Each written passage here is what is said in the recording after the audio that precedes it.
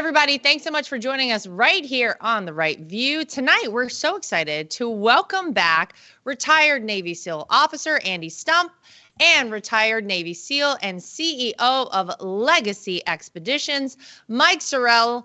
Mike and Andy, you guys have been on before, and you are doing crazy stuff all the time, as I just was talking to you guys before we started recording this about.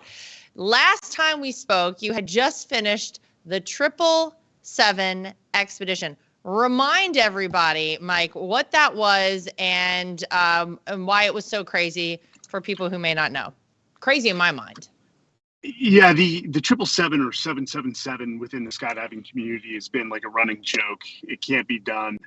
Andy, myself, and one of our colleagues, Nick Cush, who's retired Navy EOD, sort of came together and said, hey, let's give it a shot. And so after 18 months of intensive planning, fundraising, and training, we pulled it off this past January. And we set 4 world records.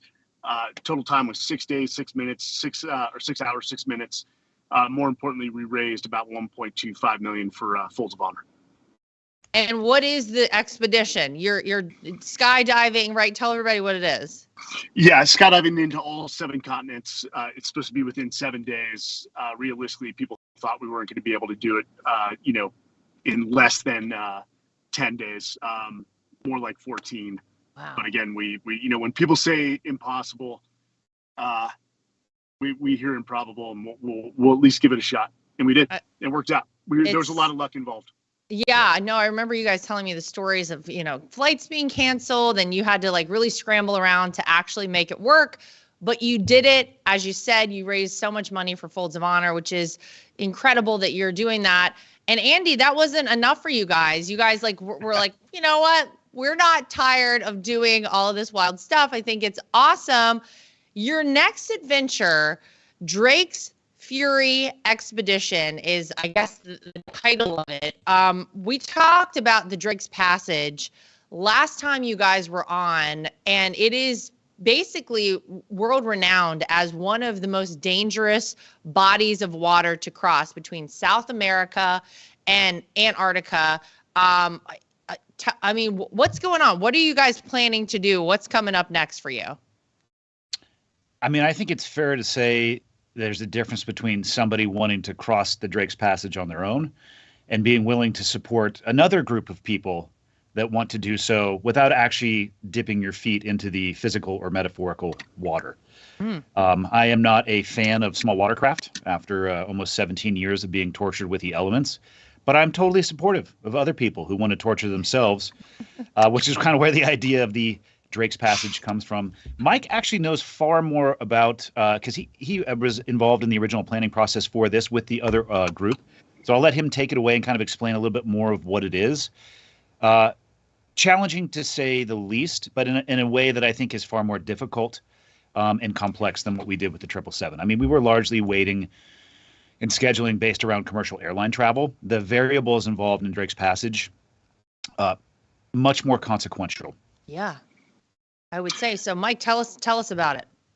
Yeah, absolutely. So, Andy and I were asked by the individual who came up with this concept if we wanted to be part of the team, and our answer quickly was no. But we'll support you, and we'll lift up our brothers. So 6 special operators from pretty much every, from the Rangers to the SEALs to Air Force Special Operations to MARSOC and Force Recon. These guys are going to give it a shot. They're going to do a series of 3 rows, starting with the Gulf of Mexico, then the Great Lakes, ultimately culminating in Drake's Passage. And we could not be more proud of them. And of course, like I said, we're going to lift up our brothers and we're going to support them. Now, that said, we recently made the decision to postpone 12 months. As Andy knows, in the military, we say no plan survives first contact. The enemy gets a vote. Well, the current economic climate with sponsors, the most common phrase we're getting is, God, if you guys could just wait 1 year to 18 months, we're fully into support. So we didn't hit the financial requirements to pull this off, but we're undeterred. The reaction of these guys was not, hey, let's quit and throw it in. No. Then over the next 12 months, we'll attack the fundraising. We'll get in better shape. And once we have the funds in 12 months, we're going to go right back on plan. So could not be more proud of the guys and how they've handled this adversity. and the fact that they didn't post, they didn't cancel it. They've just postponed it. But Wow. Andy and I have a new one coming up, Drop Zone MOAB, coming up in October. We've already got sponsors lining up. So we're going to skydive into MOAB, into the river valley, right next to the river, what we call an unknown DZ or a confined DZ. And then 1 day of whitewater rafting, class 5, and then 1 day of off-roading with an amazing group of special operations guys. And we may have some celebrities joining us right now. There's conversations going on. But again, the whole point is that camaraderie, demonstrating the brotherhood through adventure, and more importantly, raising some more funds for Folds of Honor. I love it. Well, first of all, how sad that we are in a time right now where you can't just go out and raise money for good causes because people really are struggling. I mean, it's a very tough time financially, I think, for a lot of people. But I love that you guys were like, listen, okay, we'll delay it. So is the plan then winter of next year that this is going to happen? Yes, winter of 2025. So either December of 24 or January of 25. Oh, right okay. back on track. And it is disappointing, but a lot of this, needless to say, is our self-inflicted wounds with where we're at with the economy. Yeah, well, I understand that. So then the entire journey is, I mean, again, across the Drake's Passage and these other bodies of water, like you guys just detailed. This isn't a rowboat. Is that accurate? It's a rowboat. It's a Wow. specialized rowboat with 2 capsules on each end that can sleep about 2 guys. So 6 guys total, 3 on rowing for 90 minutes, the 3 in the capsule sleeping for 90 minutes. And they're going to maintain that from anywhere from 8 to 12 days on a 90 Wow. on, 90 off. So you talk about crushing sort of your endocrine system. These guys they're not going to be normal afterwards, or they're not going to be right. It's going to take them a long time to return physiologically to sort of their normal state. So, but again, it's about the camaraderie you feel. I mean, these guys will be thicker than thieves by the time this thing is over. And that is a sweet feeling to be part of a team like that where the bonds are so tight. A lot of people never get to experience that in life. Andy and I have had the fortunate pleasure. That's why when people, Vegas for a service, dude, serving was a privilege. And I couldn't imagine life without feeling that brotherhood that Andy and I had. And so Legacy Expeditions tries to give that back to as many of the vets as we can, and to feel that feeling again. And so you two are not actually going to be in this capsule, so to speak. That's accurate, Andy? No, ma'am. I don't like small watercraft. I don't like variable ocean conditions. I've had my fill of that. Yeah. I actually view the delay as a very positive thing. To go back to the 777, I still think, Mike, we have to check the clock. 6 days, 6 hours, 6 minutes. I am sorry. That is far too convenient. We got to double check the math on that one. Bring in Glover to run the numbers. What's missed in making the 777 successful was the 18 months before it, which was actually the planning process that went into it. So additional time for one, you actually have to, we have to, the team that's going to be on the boat, they need to go through a process to figure out who they can work well with and identify friction points and determine whether or not they can work through that friction point or make a personnel change. I think everybody is capable of being an effective member of a team, but not everybody can fit the role that might be required of them on every single team. So they have to work that out. It gives them time to refine equipment. It gives them time to do just conditioning leading up to the actual row itself across Drake's Passage. And it would be, to use a model that we used, Mike and I, back in the SEAL community. I can't speak for Mike's experience, but I think I know his answer on this one.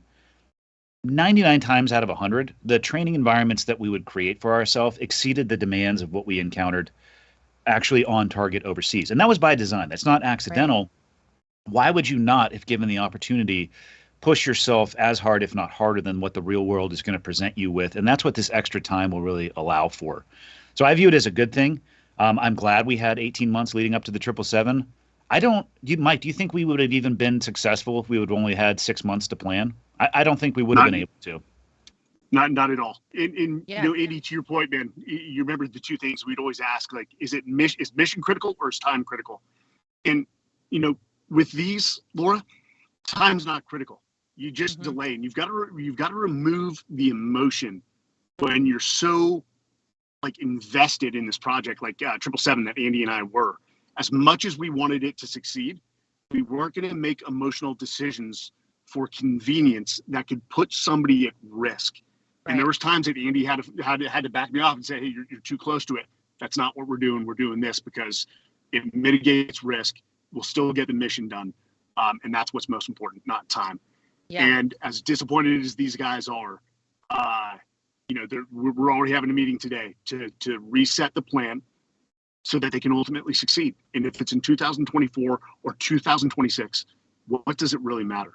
Yeah. I mean, the only thing I keep thinking about, and obviously the only comparison I have to something like this is I do triathlons, right? That's something that I enjoy doing, but there's a certain amount of training that goes into that. And whether it's a triathlon, whether it's a marathon, whatever it is that I've trained for, you do have to plan around the time frame of when an event is happening. And so I imagine the individuals who are going to be actually doing this row across Drake's Passage. Has that ever been done before, by the way? Is this a first time thing, or has that been done already?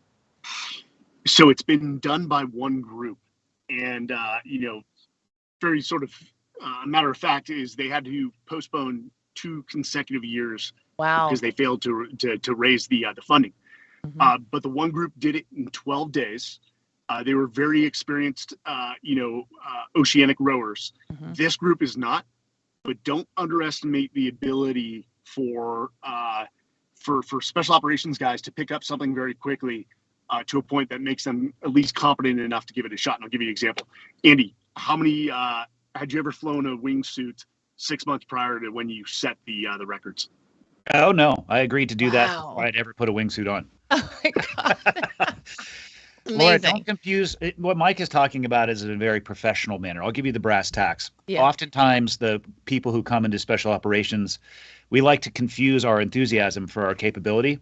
But we can just get away with it due to luck a lot of the times. But it's like, yes, we can do this. And then you're trying to Google what it is you just agreed to do, which is what happened with me with that wingsuit world record. Wow, that's amazing. But I mean, nonetheless, this will require a very specific type of training, I imagine, to execute something like this.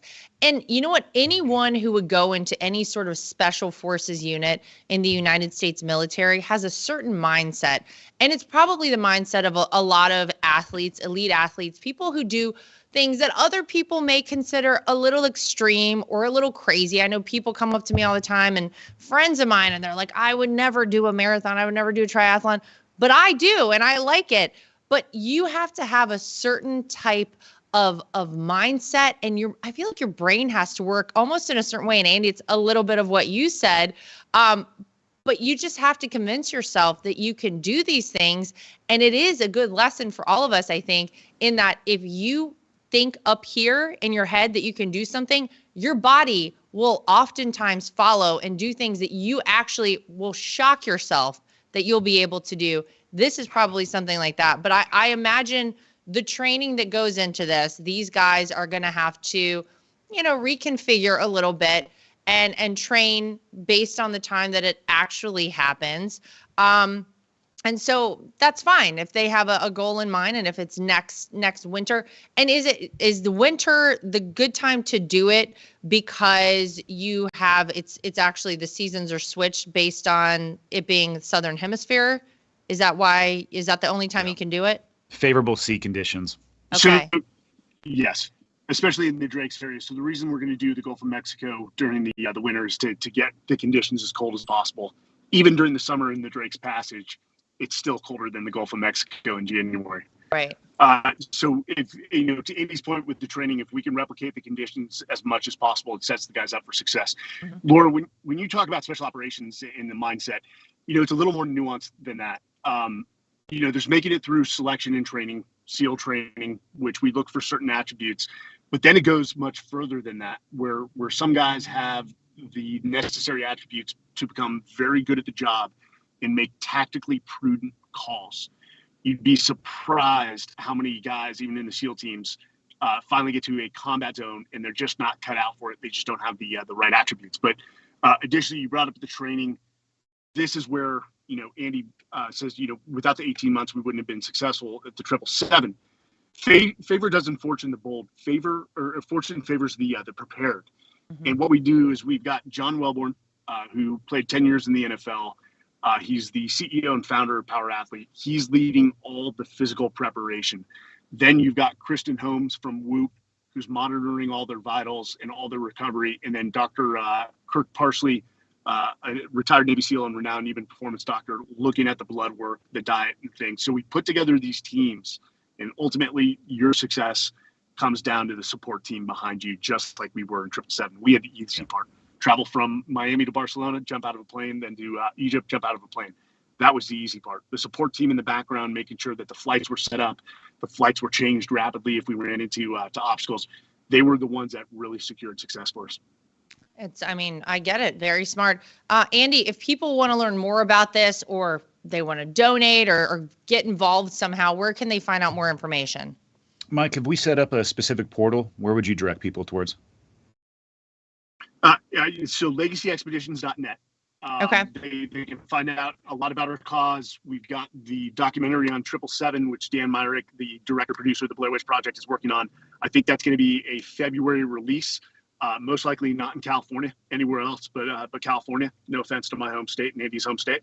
And Laura will extend you an invite, but even more so, Laura, October 24th to the 27th, MOAB. If you're up for it, now I'm putting you on the spot, Andy. Me? And I are. Oh wow! If you want to jump in with us and go whitewater rafting and off-roading, don't tell me you've got a schedule conflict. You've got enough time to move that and join us. Oh my gosh. I've never even considered it. What type of training? Now see, here's where I come in. What do I need to do to prepare for such a thing? I don't know. I don't even know if I've ever whitewater rafted per se. Do we think I could do this? I think so. Do you think you could do it? Is the actual question that matters. Yeah. Apparently. There you go. Mindset. Okay. I know. See, but okay. Already the wheels are spinning. I appreciate the invitation. And by the way, I still have not jumped out of an airplane since the last time the three of us talked. I know I made that clear to you guys last time. I still have never been skydiving. So this would be a lot of firsts for me. Is that acceptable for that to be my first time to be doing it there? Yeah. Yeah? For sure. All right. You have it. There you have it. Yeah. Tandem operations are not as complex as people would necessarily think. They're inherently safe, not inherently dangerous. And there's a lot of things. Again, jumping out of the aircraft is a portion of it. Having the drop zone support, they're waiting for us. All of the things that go into it is actually, again, what makes it successful. The testing of the gravity, which has had the same result every time I've done it for over 20 years, is the easy part.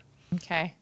Well, all right. I'm gonna look into it, and I will let you guys know. Maybe we'll have a very exciting part 3 of this series with the three of us. This could be very cool. Before I let you guys go, Mike, I have to ask you about an op-ed that you penned this past 4th of July titled, "It's Time to Ditch Today's Dominant Values and Revisit the Spirit of 1776. Tell our audience a little bit more about that and your goals for this op-ed. Well, Andy and I actually have co-penned a number of op-eds for Fox News up to this point about shared adversity, a call to action, a return to American exceptionalism. Andy and I couldn't come together on this one, but we feel the same. What you're seeing is the current modern values highly contrast the values we held dear in 1776. What we mean by that is look at personal responsibility. Yes. It's been replaced by victimhood and blaming everyone else. You've got big government compared to, our founding fathers put everything on the line and risked it for small government intervention. And that right there for what our founding fathers fought for. And the fact that they put everything on the line, what I mean by that is the result of stepping against tyranny is they would have been hanging from a noose in a public execution. And they were willing to sacrifice that for the good of the future of our nation. And you're not seeing that selflessness anymore. You're seeing a divisiveness that is just in, I don't want to speak for Andy. It's disgusting. That's not why we went overseas. When we were overseas, we were dependent on you all to figure it out here. And then to come home to this state of affairs is really demoralizing for a lot of the vets who fought to defend our freedoms. Yeah, well, and it doesn't help anyone. Telling people that they are a victim and continually pushing that narrative and that message to people.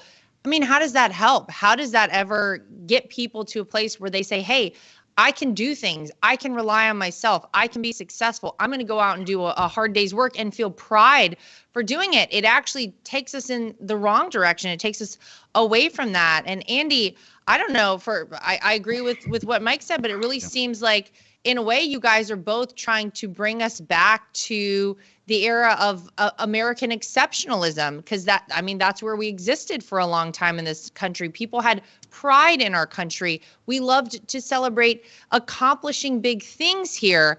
And it does feel like in many ways, we're kind of moving away from that. And I think for a lot of people, they say, well, what will that ultimately mean for our country? And isn't it good for us all to rally around things together and celebrate accomplishments and positive things together as a country and as a nation? I believe so. I'm hopeful that actually the vast majority of people still feel the way that you described. I think they are drowned out by a tsunami of a very, very vocal minority. I truly think that the vast majority of Americans kind of sit in the middle of the polar opposites, and they're far quieter. But to go to Mike's point about victimhood and what you spoke of as well, you can condition people to always look for something in particular. And I've seen this played out many times. It's as simple as having a conversation with somebody and you ask them, well, how many red cars did you see today? Well, for the rest of their day, what they do is they see a normal amount of red cars, not because there's more red cars, or stop signs is another one. It's not that there's any more, it's that you're looking for it. And when you spend your time looking for something, you're more often than not going to find it. That doesn't necessarily mean that it presenting itself in a way that is realistic in nature as far as like the likelihood to experience it, but there is, for reasons I can't wrap my head around, it does seem to be a desire to push people towards this thought process of being a victim. And the United States isn't perfect by any stretch. Mike and I have definitely traveled our fair share around the world. Our country has problems. I think all countries have problems. I think that the countries, or the problems that most countries face, all are maybe not solvable, but they can be improved upon. And I feel the same way about the U.S. But I think we have to shift people's focus away from constantly looking for the subpar with the desire to throw the subpar in everybody's face and say there's nothing that can be done about this, to, if we identify something that is subpar, how about we commit to doing whatever we need to do to improve that? The two, they're very different. It actually goes back to something you said earlier about adversity. I really think there's two types of people. There's people that look at adversity as a stumbling point, and then there are people who look at adversity as fuel and motivation. And I would say largely the people who are successful in special operations have a headspace of the latter. They encounter, that's what training is really about, actually, especially early on in the pipeline. You just fail all the time. You do something one day that was rewarded, and the next day you fail. And it's not really about the failure or success. It's about the instructors applying the curriculum and watching what happens when people fail. Do you mentally crack when that happens? Because if you do, you have no business in special operations. You have to be able to accept failure, to move with failure, and to allow failure to grow. You find who you are on the other side of adversity, not by going around it and talking about, somebody else should go handle that. So the special operations community might be unique in that mindset, but that mindset would have such a powerful impact if people could shift away from, look at all the ways that I'm either oppressed or victimized or stepped upon. And not that those things don't happen, but if that's all you're looking for, that's all you're going to see. And I just don't think that's reflective of where we actually are as a country. Yeah, I mean, what a good point. You're exactly right. People are going to see it if they're looking for it, and a lot of people are being told this is what you should look for. Look at this. You should only focus on this. And unfortunately, it's not helpful for people, and I don't think it is long-term positive for any one person or for us as a whole in the United States of America. Yeah. Not only is it not helpful, I actually think that you can get physically ill from constantly looking for those negative things. I mean, it's like you're a metaphorical bag of tea that's placed into a cup of hot water. The longer you spend in that water, the more it just bleaches out into the water, and the thicker it becomes. It's a dangerous place to be. Yeah, absolutely. Well, nonetheless, you guys are inspiring a lot of people with what you are doing at Legacy Expeditions. So it's on the other side of the coin. And again, the website legacyexpeditions.net. Is that right, Mike? That's correct. Okay, so people should go check it out. I have been now formally invited to participate in one of your crazy expeditions, which I heard love. You saying that it was a lock. I heard a hard calendar commitment on that. I'm seeing the slow. Oh, I've got a yeah, I mean, we'll have to play the tape back, but I'm pretty sure she said I'll be there. We'll report back on that. Yeah, I love that you guys can be on the spot like this. Perfect. I love nothing more, quite frankly, than having somebody throw something at me like this. This is all good.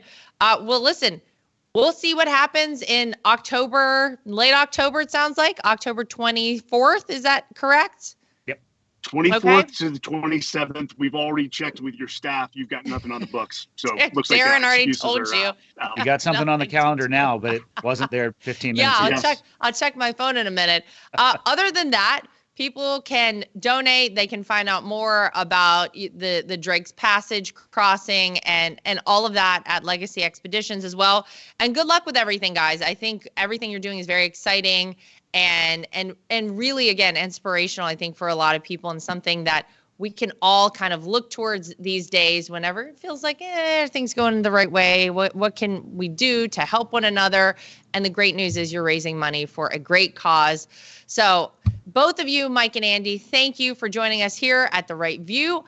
I guess I'm going to see you in October, somewhere overseas in an unknown area to me. But we will report back on that. And until our next encounter, thank you both for joining us here at The Right View. Thanks for having us. Thanks, Laura. All right. To everybody at home, as always, make sure you like, subscribe, share, and follow. And we'll see you back here next time for more of The Right View.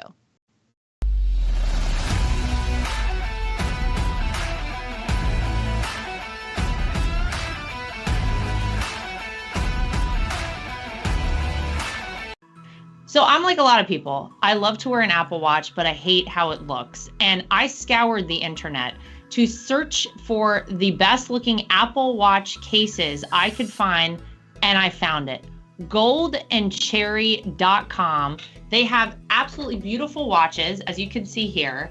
Everything is waterproof. Everything looks good with different outfits. You can get sporty, you can get fancy, but they are great quality, made out of Delaware in the United States of America. And they have been kind enough to give me a promo code that I can share with you if you want to get your hands on one of these as well. It's Lara T, L-A-R-A-T is the promo code to get yourself a discount at goldandcherry.com. And not only do they make Apple Watch cases, they also make great products for iPads and iPhones, keyboards, your desktop, everything you could possibly need. goldandcherry.com. Use promo code LARAT so you can get yourself one of these today too. At The Right View, we're very proud of the fact that we are independent. We get to say everything that we think and everything that we feel. We have no woke companies guiding us or telling us what we can and cannot say. We are always going to shoot you straight and give you the facts as we know them. And that's why it's important to support independent outlets like The Right View. My name is Lara Trump, and I think Mike Lindell is a patriot. He is someone who loves this country, is willing to fight for this country. I love MyPillow because not only are MyPillows made in the USA by American workers, but they're great products, and they're so great that not only do I use them in my own bed at night, my children actually requested. My daughter the other day went to the closet and pulled out a MyPillow and said, "This is the pillow that I want to sleep with."